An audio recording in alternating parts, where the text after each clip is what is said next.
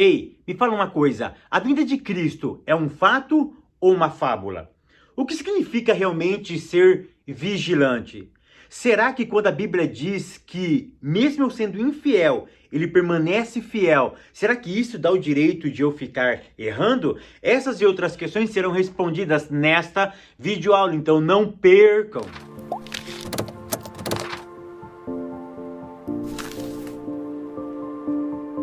A paz, queridos, que bom estarmos aqui novamente no nosso programa semanal da Escola Bíblica Dominical e hoje para fazermos o encerramento do primeiro trimestre de 2021. Para quem não me conhece, eu sou o pastor Fábio Segantin. Se você é novo aqui no nosso canal, não perca essa oportunidade, porque aqui do lado tem um botãozinho vermelho. Se você não é inscrito, clica nele e se inscreva, porque toda semana tem vídeo novo aqui. Se você for um inscrito, o YouTube vai lhe avisar quando eu postar um vídeo novo aqui. Maravilha? E hoje, antes que eu esqueça, de curtir esse vídeo, de deixar o seu comentário e de compartilhar, porque isso é muito importante. E deixa eu dar um recadinho aqui.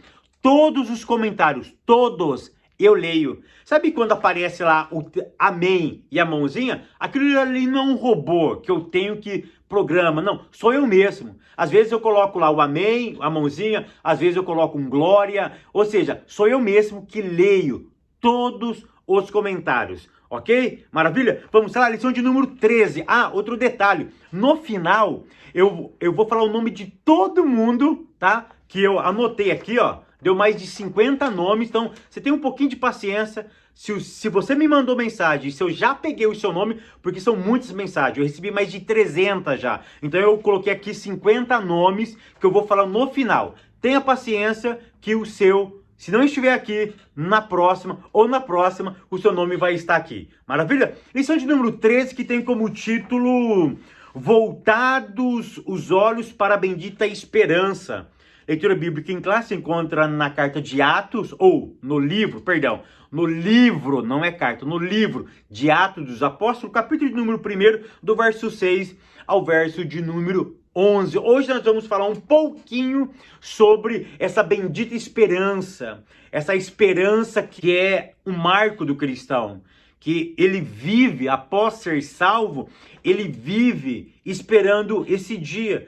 Tudo que nós fazemos em nossa vida é pensando na volta do Messias. É pensando no dia em que nós vamos morar com ele eternamente. Se hoje eu tenho uma vida de santidade, se eu me esforço para estar perto dele, esperando esse dia. Então, hoje nós vamos falar um pouquinho sobre essa bendita esperança. E a bendita esperança é uma marca do pentecostalismo. O pentecostalismo não perdeu a essência da volta de Cristo. Porque quais são as nossas marcas? Que Jesus salva, cura, batiza e um dia ele vai voltar. Essa é a marca do pentecostalismo. Foi essa a marca, vamos dizer assim, da Assembleia de Deus. Jesus Cristo cura, salva, batiza e vai levar nós para o céu. Ou seja, ele vai voltar. Eu lembro dessas mensagens, eu lembro dos irmãos que pregavam isso há 24 anos atrás, quando eu me converti, há 25 anos atrás, melhor dizendo, quando eu me converti, e eles falavam de forma até simples, né? Que Jesus salva, que Jesus cura, ou seja, isso nos fascinava. E essa última bendita esperança, ou essa última expressão, ela é verdadeira. Então hoje nós vamos falar um pouquinho sobre essa bendita esperança. Tópico 1, breve o Senhor virá. Aqui nós temos 3 pontos. O primeiro ponto é a vinda de Cristo. O segundo ponto, uma promessa de Jesus. E o terceiro ponto, o dia se aproxima. Eu quero resumir o primeiro tópico dizendo o seguinte: a vinda de Cristo é um fato, não é uma fábula. Fábio, mas isso já foi profetizado ou vaticinado lá na época de Pedro. Quando Pedro fez a primeira grande pregação, ele baseou o derramamento do Espírito. Ele baseou o derramamento do Espírito, a efusão do Espírito, derramar do Espírito na vinda do Messias. Deixa eu te dizer uma coisa, quando ele se pronuncia falando sobre os últimos tempos, os últimos dias, Deixa eu te dizer uma coisa, a vinda de Cristo é um fato, não é algo mitológico, não é uma fábula. Isso vai acontecer. Por quê? Primeiro, ele mesmo falou que ele voltaria. E Cristo nunca mentiu. Então, se ele prometeu, isso vai acontecer. O problema é que nós nos apegamos a tempos e estações. A própria Bíblia, no final, aqui nós vamos falar um pouquinho sobre tempos e estações. Ou seja, isso não está no nosso alcance, isso não está no nosso delimitar da nossa existência. Eu preciso acreditar, por quê? Porque a Bíblia primeiro foi promessa dele. Ele mesmo falou que ele voltaria. A Bíblia está repleto de textos em que fortalece a ideia que ele vai voltar. E isso eu preciso colocar na minha cabeça. Ou seja, eu não preciso estar preocupado com tempo, com estação. Sabe uma coisa que me assusta? É que quando acontece algum fenômeno mundial, as pessoas ficam assim preocupadas. Nossa, Cristo vai voltar. Aí eles se lembram. É tão interessante. Deixa eu explicar isso com carinho para que você não possa entender coisas diferentes. Eu explicar melhor. Eu não preciso de um fato externo para eu ter certeza de que ele vai voltar. Eu não preciso de terremotos, embora a Bíblia fala sobre terremotos. Eu não preciso de maremoto, eu não preciso do Covid, eu não preciso de catástrofe mundiais para ter certeza de que ele vai voltar. Sabe o que me conforta o meu coração? Não é o externo, é o interno. O que é o interno? É a palavra dele aqui dentro de mim. Foi aquilo que ele disse, que o Espírito de Deus viria e faria morada dentro de mim. E o Espírito de Deus testifica de tudo aquilo que ele me ensinou. Então, Fabio, eu não vou olhar para a natureza, eu não vou olhar para o que está acontecendo, eu não estou falando isso. Mas somente confiar nessas coisas não é suficiente para ter a certeza de que ele vai voltar. Tem pessoas que só lembram da volta de Cristo em catástrofe. Então é isso que eu quero reforçar aqui. Eu vou ser repetitivo e vou falar de novo. Eu não preciso necessariamente de terremoto, maremoto, catástrofe, Covid, pandemia, peste assolando o planeta Terra para eu lembrar de que ele vai voltar. A palavra me garante. E se a palavra me garante, eu posso ficar tranquilo que ele vai voltar. Eu não preciso temer o amanhã. Eu não preciso temer o hoje. Eu não preciso temer nada, porque a palavra me garante. E se ele vai voltar, não importa se quando ele voltar eu não estiver aqui, porque a palavra me garante. Se eu já estiver falecido, se eu não estiver mais aqui, talvez eu morra amanhã. E nunca mais vocês vão ver um vídeo meu aqui. Mas a garantia minha é de que ele prometeu que aqueles que estiverem mortos ressuscitarão primeiro. Ou seja, não importa se é primeiro ou depois, mas nós vamos nos ressuscitar e vamos ter um encontro com ele. Então é isso que eu queria que vocês entendessem no primeiro tópico aqui, tá bom? Que ele vai voltar. Eu não preciso de algo externo. O que me garante que ele vai voltar é algo interno, baseado na sua palavra e no Espírito dele bendito dentro da minha, da tua, da nossa vida. Tópico segundo. A necessidade de vigilância. O que é vigilância?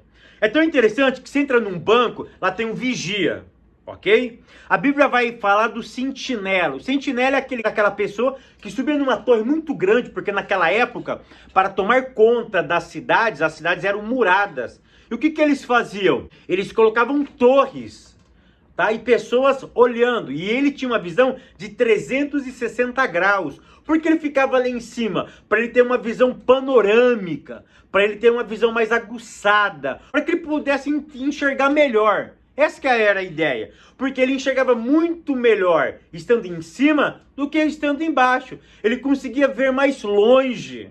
Ok? Então era essa que é a ideia. Porque se tivesse algum... Por exemplo, faz de conta que ele estivesse parado. Ok? Na nossa altura. Ele tem 1,70 m, baixinho igual eu. Se tem um obstáculo, ele não vê. Mas se ele estiver acima ou em cima de algo, ele vai olhar por cima das dificuldades. Você pegou essa? O vigilante olha por cima das dificuldades. E ele vê aquilo que ninguém está vendo. Então, por isso eu preciso estar vigilante. Ponto primeiro, exortação à vigilância. Então, o que é o vigilante? O vigilante, primeiro, é aquele que vê aquilo que ninguém está vendo. Ou seja, tem pessoas que não vê que Cristo está voltando. Ele lê a Bíblia, ele ouve pregações, mas ele parece que está vivendo no mundo da Alice no País das Maravilhas. Ou seja, ele não percebe que Cristo está voltando. Ou seja, a palavra não é suficiente para ele. Aí ele observa as coisas muito menos falam com ele. Ou seja, relembra a volta de Cristo.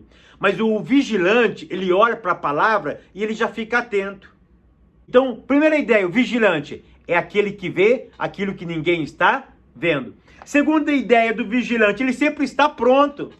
Porque um vigilante que dorme, o inimigo vai chegar lá na guarita. Você chega lá no banco, o vigilante está dormindo. O vigilante está lá, sonolento. Ele está pronto para reagir? É claro que não. É claro que não. Então o vigilante ele tem que estar sempre pronto para reagir. Ou seja, ele tem que estar pronto. Ok? Por quê? Porque quando o mestre vier, vai nos encontrar pronto. Por isso que a Bíblia usa a expressão fazendo assim. Fazendo assim significa prontidão. Eu estou cumprindo princípio. Ou seja, eu estou esperando você. Eu estou esperando o Senhor. O Senhor me encontrou assim, pronto.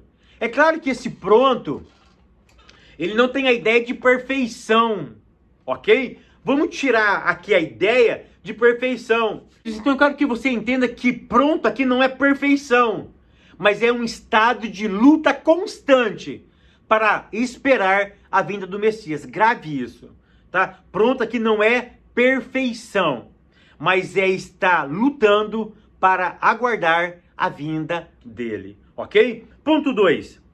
Os alarmes falsos. Querido, já teve inúmeras vezes que pessoas dataram a vinda de Cristo. O Ellen White já fez isso, várias pessoas já fizeram isso.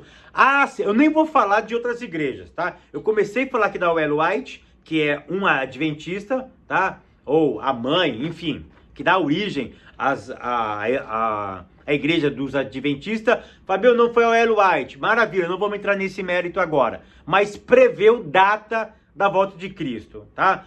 Várias religiões já fizeram isso. Testemunha de Jeová já fez isso. Mas vamos falar dos assembleanos? Já teve pastor famoso da Assembleia de Deus que disse, se Cristo não voltasse, e Cristo não voltou. Então é uma besteira você estudar a escatologia e ficar datando a volta dele. Sabe por quê? Porque não me importa. Sabe o que eu vou te dizer? Esse termo, não me importa, não é que eu não me importo com a vinda. Ou seja, eu estou querendo dizer o seguinte, eu não fico apegado se ele volta hoje ou amanhã.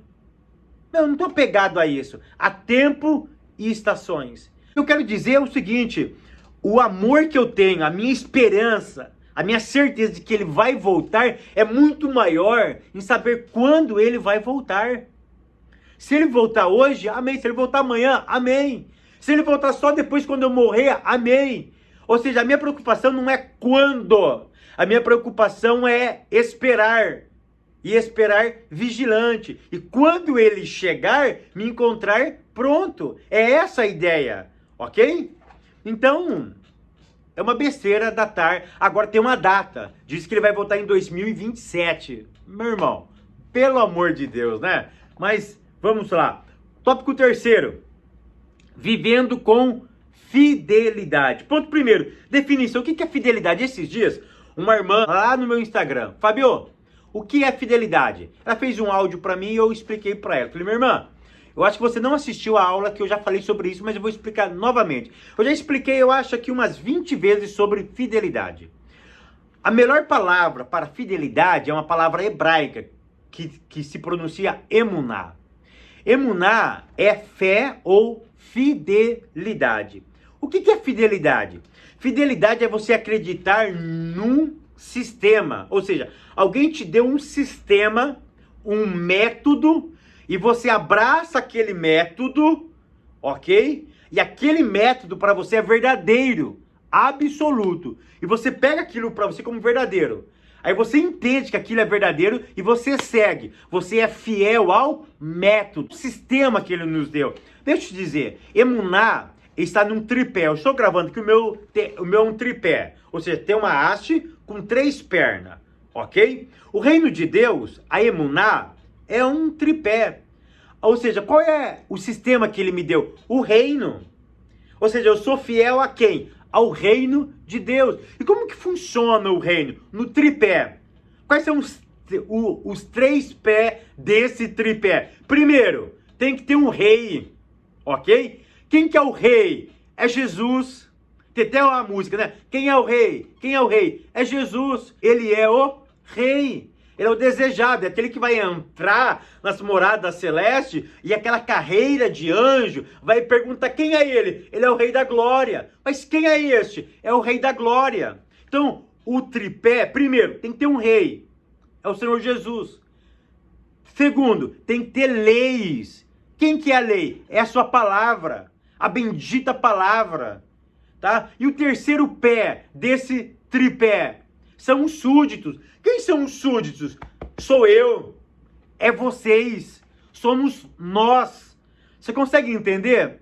Fidelidade não é crer em algo apenas, é acreditar num método, é acreditar num sistema que ele me deu, é acreditar que Deus existe, é acreditar na sua palavra, e eu preciso acreditar. Então o súdito acredita na palavra e acredita no rei, no governo absoluto dele. Aí nós temos o quê? Fidelidade a quem? Ao rei, ao sistema, à sua palavra. Se eu acredito, se eu estou dentro desse sistema, que não é humano, é divino, eu exerço a fidelidade. Maravilha? Vamos seguir aqui. Ponto 2, a fidelidade de Deus. Querido, tem um texto lá de Paulo, que a Bíblia diz assim, que Deus permanece fiel ainda que nós sejamos infiéis. Eu já vi várias pessoas pregando esse texto. Irmão, mesmo que você é infiel, Deus continua fiel, tal. Parece, mas aí um dia alguém perguntou para mim, Fábio, mas se eu faço muita coisa errada, Deus permanece fiel? Aí eu respondi para ele, Deus permanece fiel não contigo, com ele. Porque quando Paulo diz que ele permanece fiel, sabe o que Paulo está querendo dizer? Paulo está colocando eu, humano e o divino. O que ele está querendo dizer é o seguinte, que aquilo que Deus promete sempre vai estar com ele, ele não muda. Mesmo que eu seja infiel, ele não está dizendo se eu for infiel, as coisas vão se cumprir. Ele está querendo dizer o seguinte, que ele sempre vai estar na posição de fidelidade. E que esta posição dele, ele não muda. E não é porque eu sou infiel, ele vai ser infiel comigo. O que o texto está querendo dizer aqui é uma questão, primeiro, de justiça.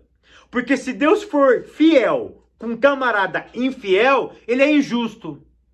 O que ele está querendo dizer é o seguinte, mesmo você fazendo muita besteira na vida, ele permanece fiel. Ou seja, esse é o estado dele. Esse é quem ele é.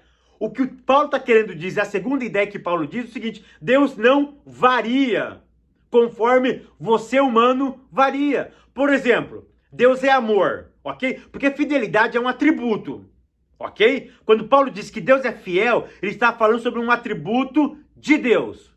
Ok? Deus é fiel. Deus é amor? Ok, ele é o amor. Tá? Aí vamos dizer que você levanta ruim. Você levanta chutando gato, você levanta falando mal de todo mundo, você levanta ruim, você tem um dia péssimo. Você decide não mais seguir a ele.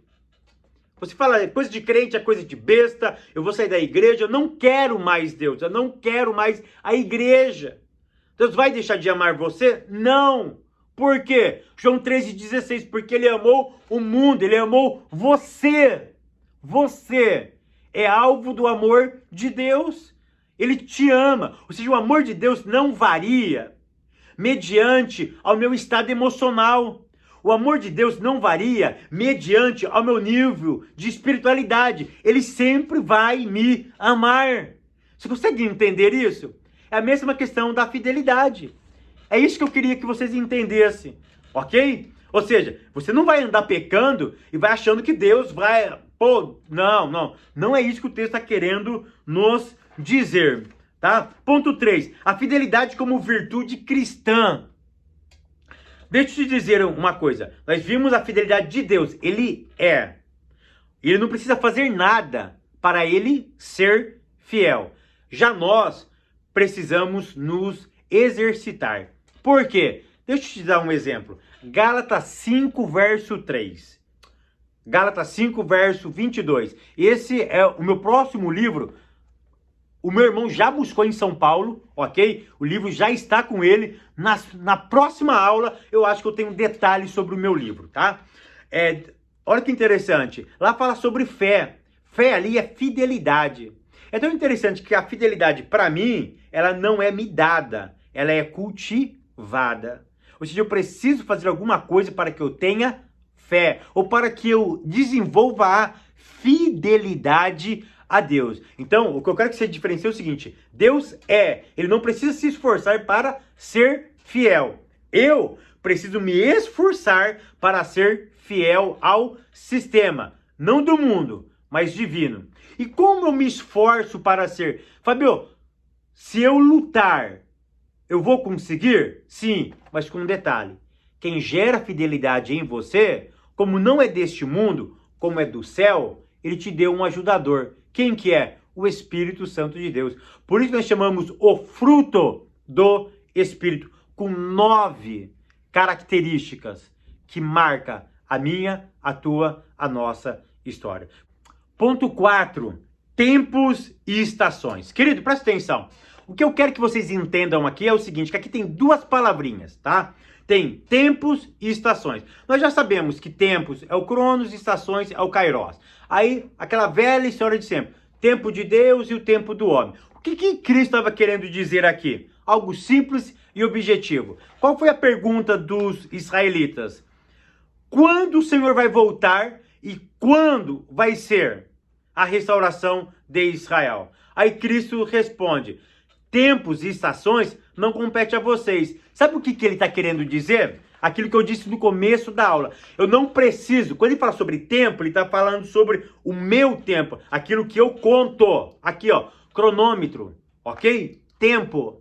Ou seja, não viva nesse tempo esperando eu viva a vida para mim. Porque o que importa é vocês viver para mim. Não viva focado nesse, esperando eu voltar nesse tempo. Ou seja, esse tempo não compete a vocês. E tem um outro tempo que vocês está muito longe de vocês, que é o meu tempo. E nesse tempo não pertence a vocês também. Por isso que eu volto naquela ideia. Qual é a ideia minha? Qual é a ideia da Bíblia? Apenas esperar, porque ele ainda vai voltar. Queridos, paciência que eu vou falar o nome aqui de vocês, tá bom? Quero mandar um abraço para o Tiago de Aracaju, Sergipe. Mandar um abraço para o Elias de Camaçari, na Bahia. Eu quero mandar um abraço para os irmãos do grupo do WhatsApp lá de Sergipe, que eles dizem que os meus vídeos correm solto lá. Maravilha, meu irmão.